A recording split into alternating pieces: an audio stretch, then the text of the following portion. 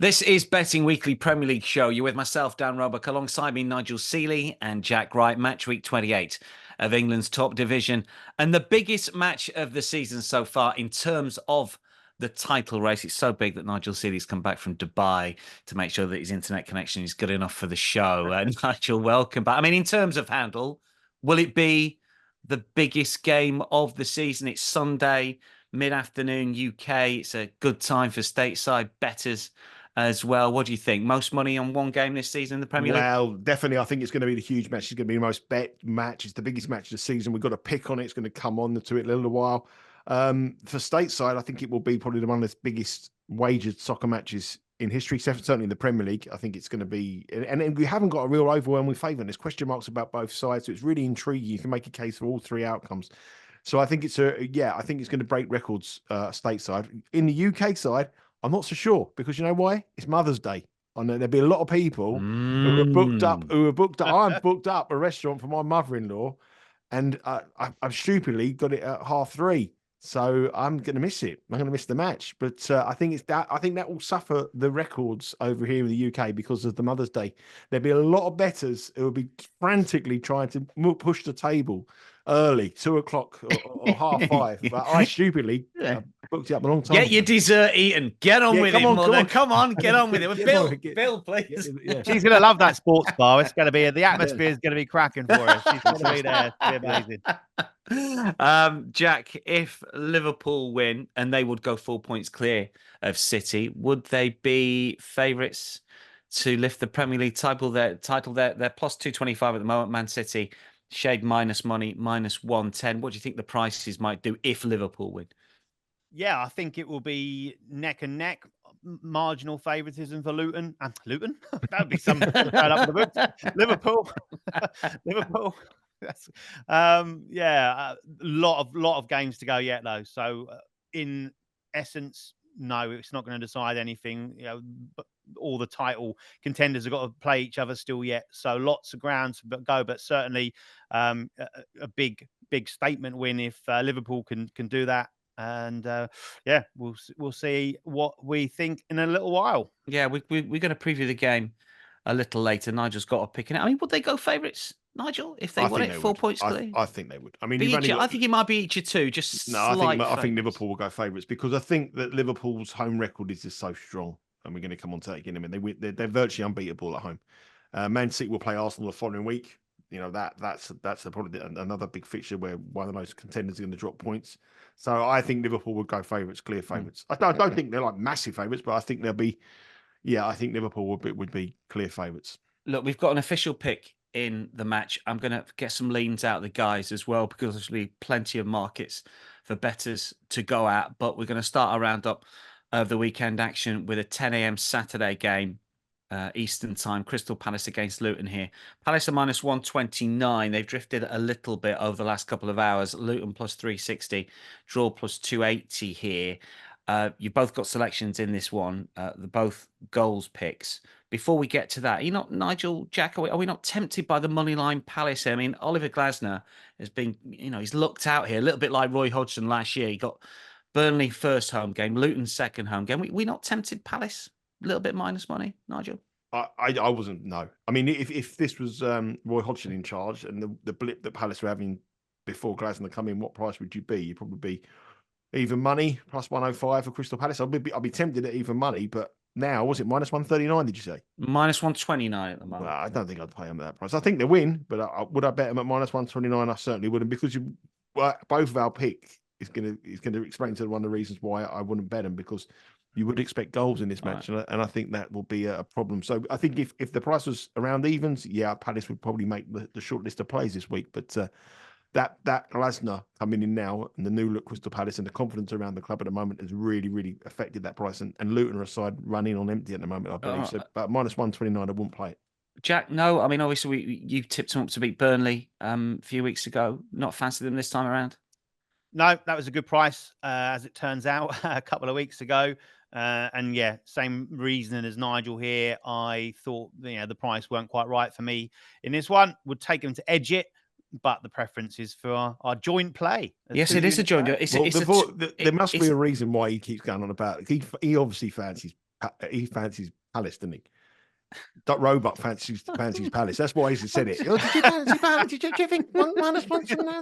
Do you think sponsoring now, Jack? He obviously fancies them, and that's why I think they're a brilliant bet. I there think you go. they're So that's terrible it. away. They're finished. They've lost the last 5. They've lost the last 5. Watch the I price think they've move gone. now. We might get that even money now. We might get that price we Get wanted. I We might get it. That's the only reason he's gone on about it, because he quite I fancies just it. wanted 2 experts' opinion on the money line. I thought I'd ask you 2 because 2 experts weren't available. Simon Holden's the expert of Premier League football. We'll get on to Simon shortly. Come on then. You've both copied each other on the bus to school here. Nigel, you can go first. What's the pick? You always let me go first when we have a.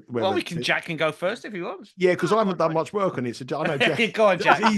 It's easy. Talk us through the number. Let Jack do it. And I'll just go, yeah, I agree with everything Jack said. Right, I'll read my notes. Yeah, Nigel's pretty much summed that up perfectly well. Really. I've got much more to add. Come on, let's get sensible, Jack. This is my 3rd week with Palace. I weren't expecting to play them again this week. Obviously, they crashed for me last week, but they were very good in their last home game where we did tip Burnley to get beaten by them, and they did. Julie, for anyone looking back through the records, like it was a pretty obvious thing to say, but draw a line through everything before that Burnley game because that was under Roy Hodgson. This is a different setup, a different style of play. The 2 games under Glasner since he's arrived have seen a 3-0 win and a 3-1 defeat. It did look like they were going to be surprising Spurs last week when they took the lead relatively late on, but then capitulated. So there's lots to like as far as the goals angles are concerned with Glasner at the helm at Selhurst Park. So as far as Luton are concerned, they can continue to kind of defy logic, really. Nigel rightly said last week they're running on empty, and it looked like they were going to get battered 2-0 down quickly against Villa. But somehow they find it in themselves to get back to 2-2. But then the same story, they find a way to lose narrowly. So it's kind of glory in defeat, which they can't keep doing. They're going to end up going down a course if that continues to go. But they're certainly, I've said it before about other sides, but they're going down swinging. That's for certain. You look across their last few games, and it's just been an absolute goal avalanche. No win in the last 6 across all competitions. But you look at the scores in them, and it shows you it's absolutely bonkers. 4-4, 3-1, 2-1, 4-1, 6-2, and 3-2. 33 goals in total there. It's an average of 5.5 goals across those last 6 games. And I think that is a contributing factor that they will have a go. They've got a direct style of play. They play to it. They play to their strengths, and they cause teams problems.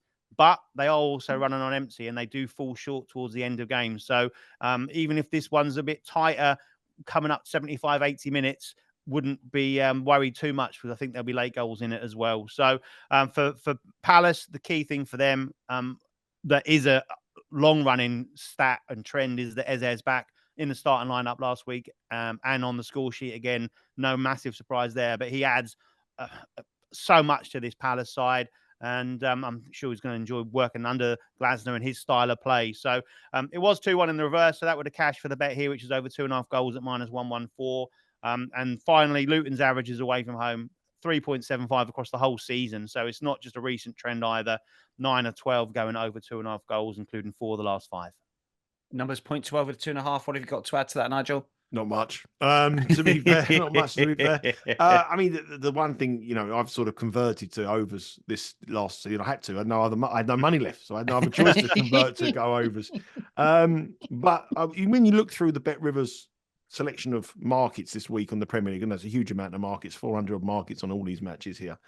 When you look at the total goal markets, a lot of them are 3, 3.25, 3.5. This one's 2.5 at -114. I don't get it. I really don't get it. I think this is a 2.75 game, a 3-goal game, maybe. I think the market makers are looking at Crystal Palace with Hodgson in charge. We're negative, dull, not entertaining to watch.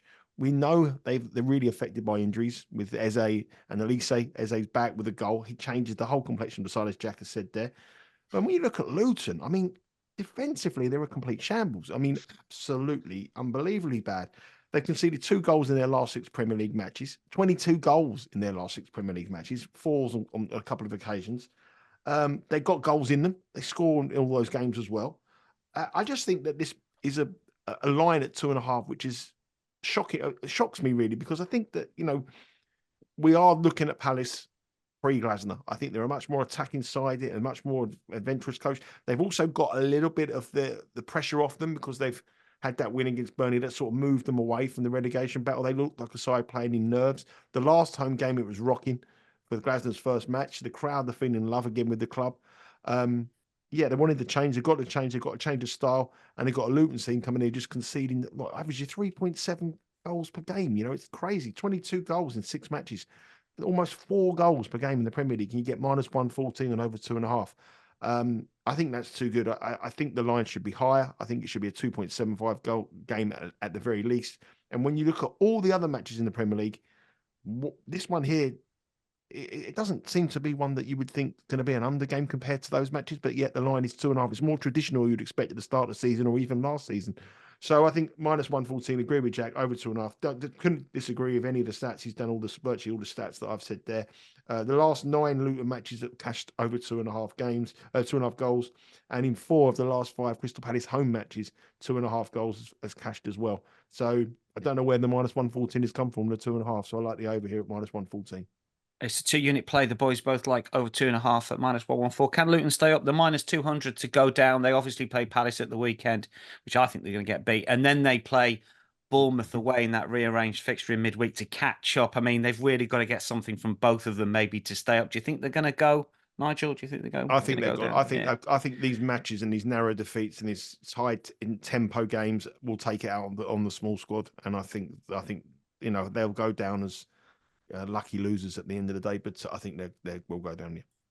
Arsenal versus Brentford is a 12:30 Eastern Saturday game. Tea time in the UK at the Emirates. Arsenal -480, Brentford +1200, draw +600. Arsenal swatted aside Sheffield United. We were getting excited about the Asian handicap with 2.5 and 2 3/4, and we were way off last week. It's over in 10 minutes. It's done in 10 minutes. It was absolutely incredible, really, wasn't it? I mean, somebody somewhere must have tipped 6-0, but I can't remember who it was. Yeah. He'd be dining out on that. He'd be dining out on that. Shout out to Simon Holden, who put an awful lot of effort into the reaction show with Steve Wiss on Sunday. The number crunching that man does when it comes to the stats will put Jack Wright to shame. I'll tell you, isn't that right, Nigel? He's a statsman. He's the one thing I'll give you. We're supposed to be going out for a little catch up, aren't we? In a couple of weeks' time. What's your spread on the amount of minutes before he mentions 69? I'm a massive seller. Massive seller.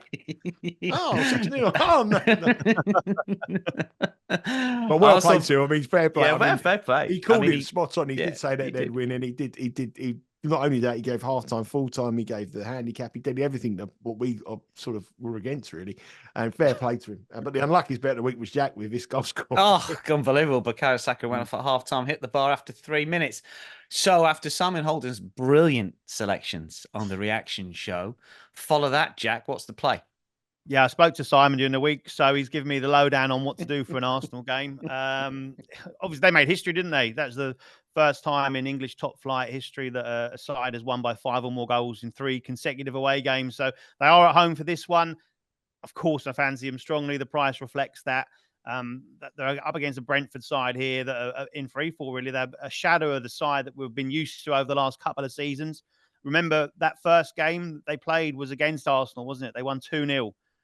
And it's so different from that at this moment in time for them. And I think also Arsenal, there was a bit of a wake-up call for Arsenal at that point in time as well. And since then, they have sort of upped their game when they've played Brentford and have got a good, strong record against them. So we shouldn't hold too many fears in that. The betting question I've gone for here is both teams to score no.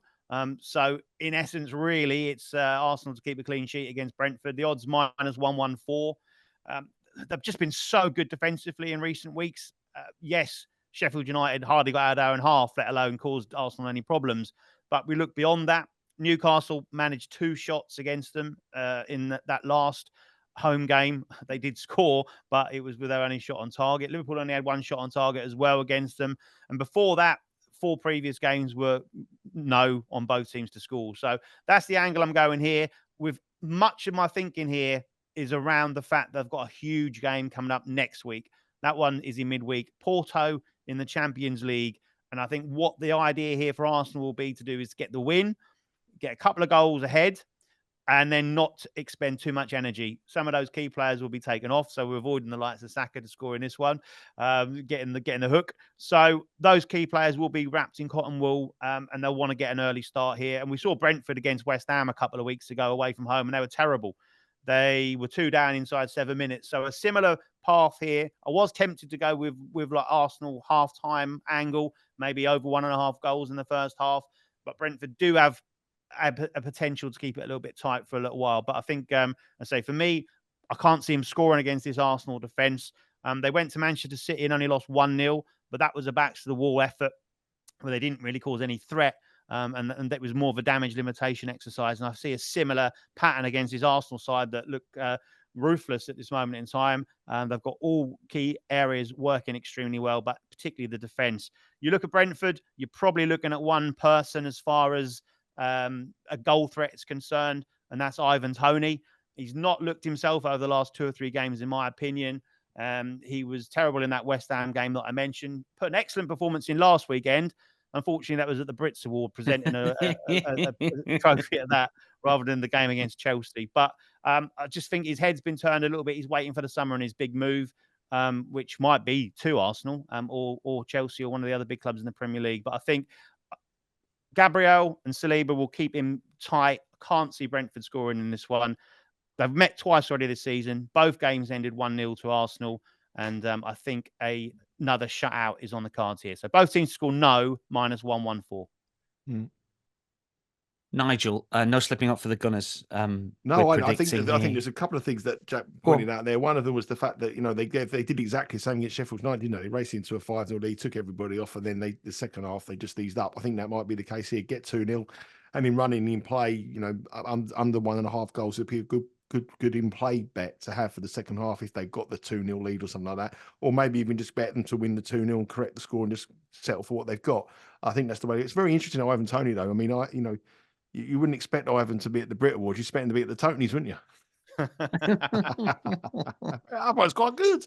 That was quite good. Anyway, Arsenal +300 to win the title, and they will go top if they win. I wondered what they would want out of that Liverpool-Arsenal game. We'll get a Liverpool-City game. We'll get to it shortly.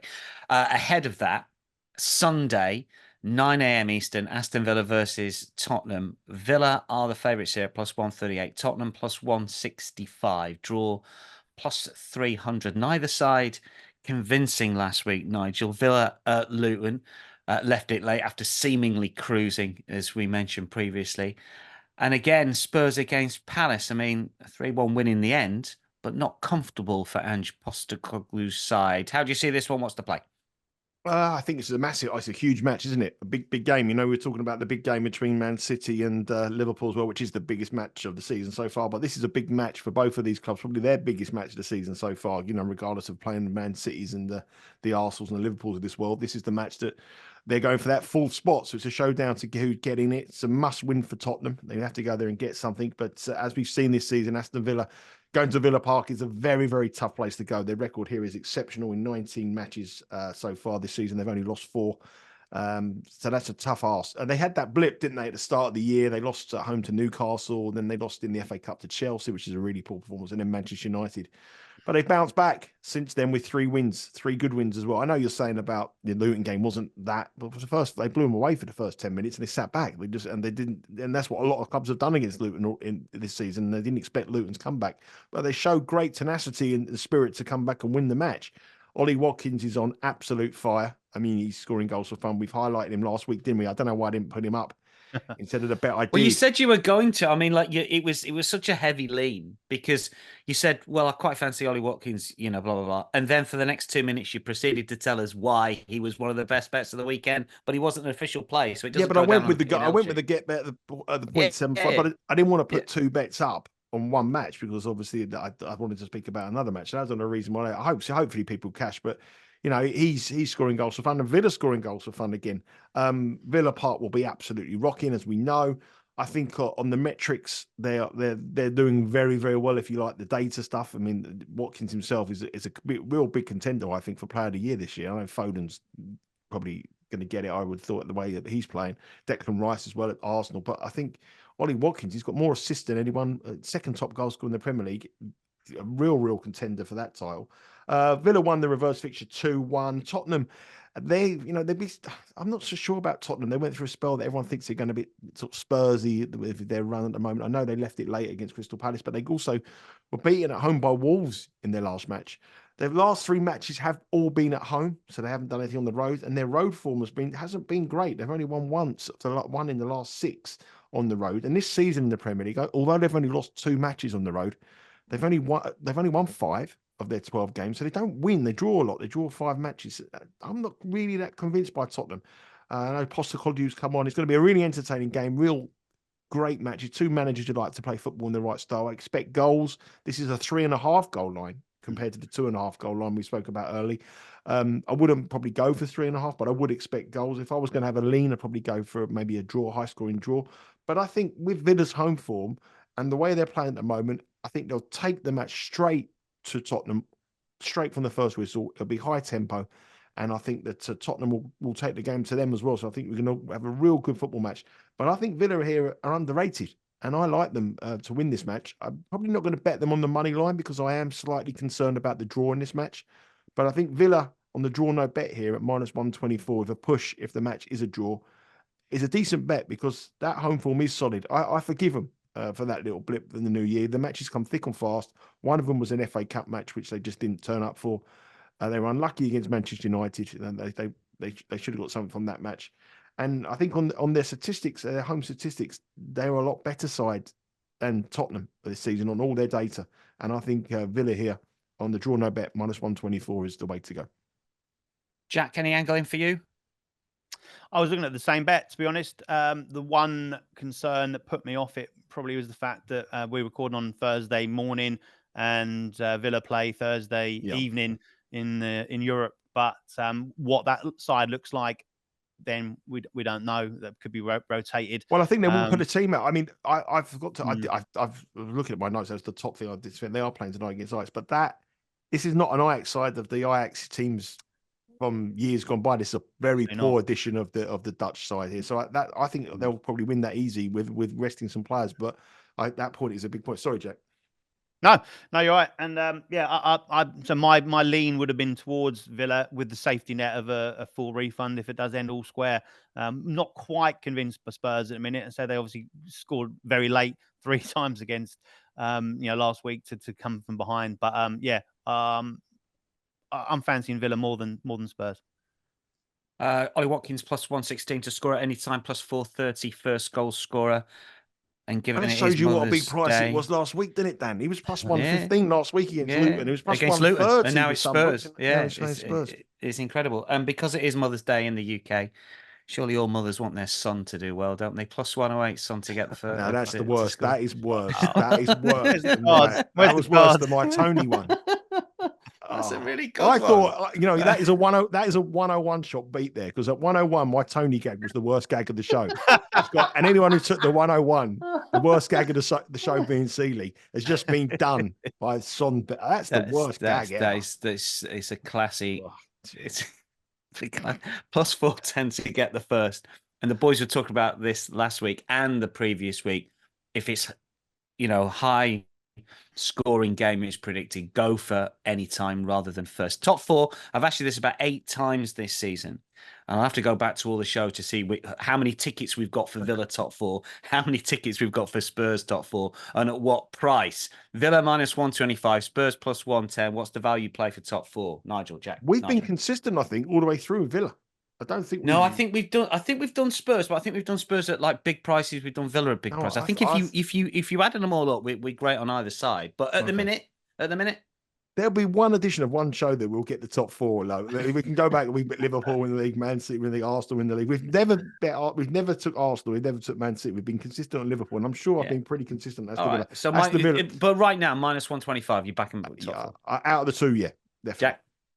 Yeah, same. Yeah, I think they're looking good, aren't they? Looking good. They've got a buffer here, a win in this one, and they go 8 points clear of Spurs, and will keep at least 11 points gap to Man United back in 6. So, big game. And as Nigel said, Villa Park will be absolutely rocking, especially if they get a positive result tonight in Amsterdam. Big match of the weekend, big match of the season is, of course, Liverpool versus Manchester City, Sunday, 11:45 Eastern. Liverpool are plus 190 as we record. Manchester City are the favourites, plus 125, and the draw is trading at plus 290. Nigel, is it a title decider? Who needs to win this one? Who would settle for a draw, do you think? What tactics might be at play in terms of how ambitious the two teams will be?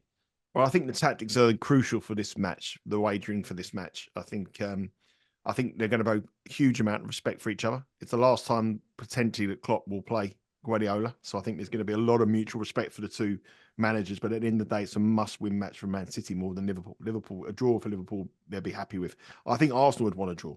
I think Arsenal would want to draw here. Arsenal would want to draw, and then they win their game, and then this game on for the title. Then they go to City next week. But I think this is going to be tight. I really do. I was watching the under 3 goals last week get demoralised in the 91st minute by Haaland again in the Manchester United derby, and I thought, oh, here we go. Why am I betting unders again? But I've got to go in again here. I really do, because I think that tactics, like I said, are going to play very, very big part here. Liverpool obviously travel to Prague this evening in the Europa League, and if you look at the squad he's taken, he's got no other choice. He's got to take a full squad there. He's got Salah's going, Nunes is going, Diaz is going. They're all going. He's got to give them some time, because they're going to come into this match cold. The biggest game of the season cold. They've been out, a lot of these players, so they've got to play in this match. They've got to play some part in the Europa League to head to this big game. City had the luxury of resting Foden, De Bruyne, Walker in the match against Copenhagen, and eased through to the quarterfinals of the Champions League. So they've got the advantage of resting the players, whereas Liverpool have got the disadvantage of playing people. But then you would say that those players coming in would be rested anyway, because they haven't played for 5 or 6 weeks. I mean, Salah's played one bit as a substitution since he come back from the African Cup of Nations. So intriguing in terms of playing personnel, how they go into the match. But I think if you look at this match here, City are just doing what they do every year. They've gone this unbeaten run, 22 matches now in all competitions, unbeaten. They've won 20 of them. They're just putting the foot down on the gas and going all out. But Liverpool at home, they're exceptional. 21 matches, 19 wins, 2 draws, no defeats. So this is the top 2 in this country, I believe still. I know Arsenal are going through a great time, but these are the top 2 going toe-to-toe with the title at stake here. So I think two managers will just pay huge respect. And I think lines of 3.25, 3.5 is a little bit disrespectful, thinking that we're just going to turn up and see these things, because both of these sides have got very good defenses as well. We talk about how good they are going forward, but defensively they're excellent as well. So my bet here is under 3 goals at plus 108. If you look at Man City this season against the big teams, the big matches they've played against the teams in the top 4 or round the top 4, Tottenham was a 1-0 win. Villa was a 1-0 defeat. Arsenal was a 1-0 win. So all 1-0. They played City, played Liverpool. It was a 1-1 draw. So when they played the teams were occupying the top 4 positions, the top 5 positions between them all, every single one has cashed under 2.5 goals. Last year it was a tight one as well. I know historically before that it's been a lot of goals in these fixtures, but I think this now is at the crucial part of the season with all the cup competitions coming up. They're all firing on all 4 cup competitions for Liverpool and Man City going for back-to-back trebles. And I think this match may not be the blockbuster classic that we expect. I think there'll be massive points, there'll be talking points, there will be goals, but I don't think there'll be that your 3-3 or your 2-2. So I think 3 goals at plus money, under 3 goals at plus 108 with a push at 3 is a really nice bet. I've been really unlucky with these underbets and these big matches. Last week was a prime example, that 93rd minute. But I do feel this one here, with so much at stake, may not be the blockbuster that everyone expects. Jack, what are your thoughts on this one? I mean, Liverpool at plus 190, people might like that. I mean, does it depend on those players coming back, as Nigel has highlighted? Could Salah move the market? Any angles in? Do you like the unders? What do you think? Yeah, unders was on my list right until the last minute, actually. I think 3.25 was what I had down. It's still backable price, that, so you get even more goals on your side. So it's so hard to back against Liverpool. Nigel's touched on their record. I think it's 1 defeat in 55 league games at home for them. And that came against Leeds. And then you go back beyond that, and other than in the COVID time when there was no fans in, which is obviously a massive part at Anfield, it's just an incredible record under Klopp at Anfield. And also, I looked at Manchester City's record at Liverpool, and I believe they've only won 1 league game in the last 20 at Anfield. So this, for me, I think also lots on the line. It does get a little bit tighter. It gets a bit cagier as well. So under goals there, I would suggest to sit right on the fence. I fancy a draw in this one, probably a 1-1. I'm going to say, if I push you both for a lean on the money line, Nigel, what would it be? If someone just wanted to bet on the game, Liverpool, City or draw, what would your lean be? I think if Liverpool are at full strength, Yeah, I think Liverpool will win it. But I think if Liverpool aren't at full strength, I think there'll be a draw. I want to oppose Man City. I do. I just think that the draw will probably be my best bet. I think 1-1 again. 3.25 goals is is minus 124 if you want to go for that on Bet Rivers. If you want to go with the 3.5, it's minus 152. I just step with the plus money to get a little bit of plus money there. But I just got a feeling this might not be like this is the last match that Klopp and Guardiola will play, and I just don't think it'll be a tear up. I think they'll play a lot of respect for each other. Two great managers. Jack. I mean, we're going unders, and it seems like we're fading Man City. I mean, you mentioned the draw there. If you had a money line play, would it be the draw? If you had an Asian play, would it be to fade City and side with Liverpool somehow? Yeah, I don't think there's any way you can go against Liverpool. I know they've got injuries, but I say Salah back. He's gone for a trip to Prague. So no, don't blame him, really. That sounds like a bit of fun, doesn't it? I don't think you can go against Liverpool at home with that record. We've talked about it. So either some handicap with them on side, or if I'm going to be pushed on a result on the money line, I will go with the draw. Draw plus 290 and a goal scorer lean for those that like a first player to score or any time goal scorer. We got Haaland minus 129. We don't get him at that sort of price, Nigel, week in, week out. Alvarez plus 180. Foden player of the year for some at plus 240. Salah if he starts plus 148. Nunez plus 155. Any player that, a free $10 play on an anytime goal scorer. Well, in games like this, if we're thinking of unders, and we think that it's going to be quite a low-scoring game, then I wouldn't be betting the Haalands and the likes of this. Well, but I like to bet them players when the goal line you expect goals. So if Haaland's going to be at home, I'd rather take the shorter price in matches where they expect the goals.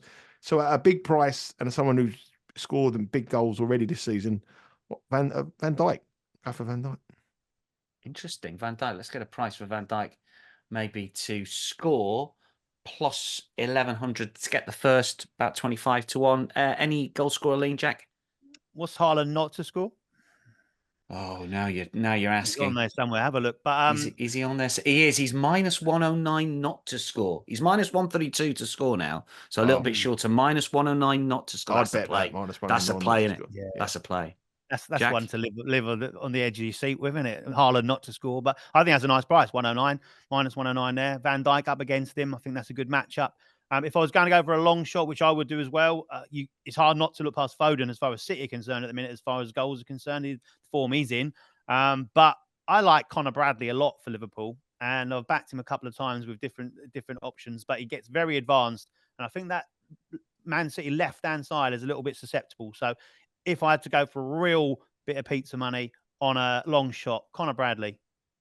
Plus 1,300 to score at any time. Many thanks for those extra leans. You don't get any extra money from the show for those extra leans. Oh, hang on, the producer's on.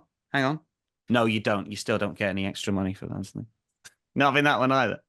It's a tough crowd, isn't it, ladies and gentlemen? It's a tough crowd. What? We don't have a producer. That's why. Listen, don't start pulling the curtain back now on how we put the shows together.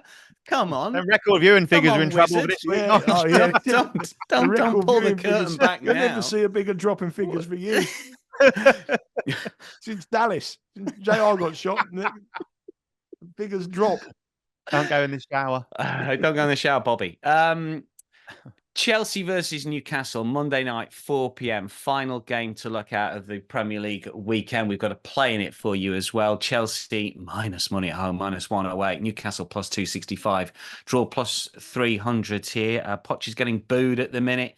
Newcastle just one defeat the last 8. They may well have turned a corner. Jack, what's the selection in this one? Sneaky, yeah. This one's a little bit shorter than I'd normally like to go for odds-wise. It's over 3 goal line. We talked about the goal lines a lot this week. I've gone for an over 3 one here. I'd ideally would have liked it to be a little bit better on my side, but it's minus 132, so I'm just about playable on that one.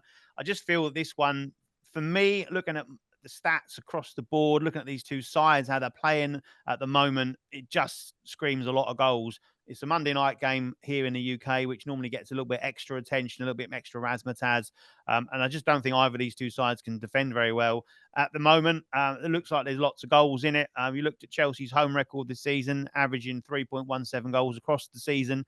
Newcastle's away record, their away games in the league, is averaging exactly 4 goals. So that would cash just on an average, and it did end 4-1 to Newcastle in the reverse. So goals are plenty across there. I'll come on to Newcastle's recent form in a minute, but say this is centered mainly around the fact that these sides create lots of chances and they're not very good at keeping chances out. So I feel that there is an absolutely great opportunity for goals here. 1 clean sheet for Newcastle in the last 13 away games, none in the last 10, and they conceded multiple goals in 8 of those. The issue on this, the only one really, is the fact that Chelsea create so many chances and have struggled this season to take them. With the players they've got at their disposal, it's been a stunning situation that they've just not been able to score regularly. They have these moments, and let's say that they're a side that will miss a lot of chances but still get on the score sheet, and then it'll click and they'll score 4 in a week, which they could do this week, and then it's just been inconsistent. And what kind of Chelsea you got? But again, the madness of this game that I see it as highlights the bet for me in the fact that I can see either of these two sides covering the line on their own anyway. If Chelsea throw one in, Newcastle have got the ability to go and score 3-4 goals here.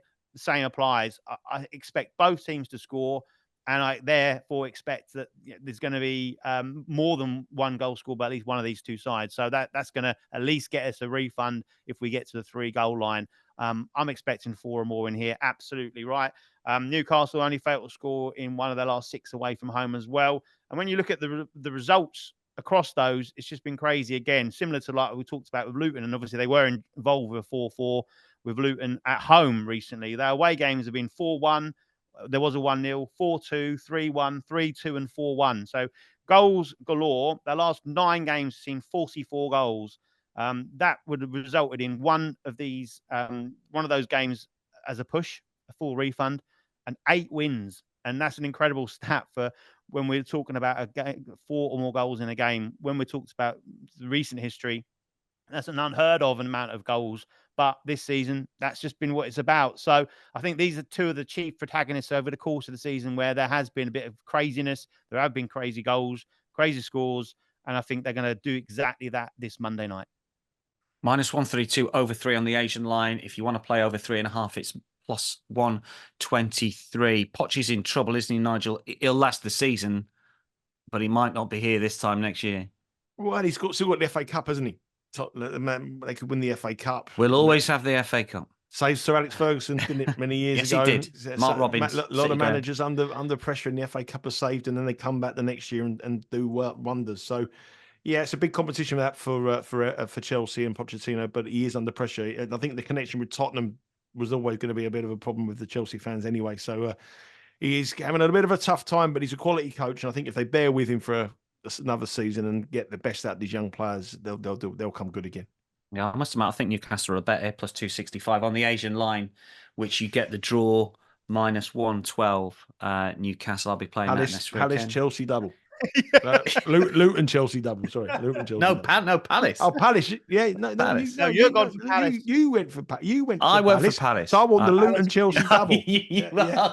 Opposite way. Yeah, I'll lay you that at 5s. Best bets. What do we think, Nigel? What's the best play this weekend? I'm going to go the one that me and Jack had joined on. I'm going to go for Crystal Palace and Luton over 2.5 goals, -114. Staggered there, it's a 2.5 goal line. In a season with crazy goal numbers, matches starting 3.5 and minus money, and 3 minus money to get over 2.5 in a Luton match at -114 is the wrong price. Over 2.5 goals, Palace Luton. Jack? Exactly the same. Has to be. I'll go for I nearly said Luton win. Palace. I think Newcastle on the Asian line is better the weekend. Anyway, we wish the boys well. Nigel, Jack, thanks for your company. Good luck with everyone's picks over the course of this weekend. That is a wrap for Matchday 28 of Betting Weekly Premier League show. We will be back next week for more EPL picks and plays. Make sure you stay across all of the betting weekly content at Because We Win. Subscribe to our YouTube channel as well. From all of us, for now, though, it is goodbye.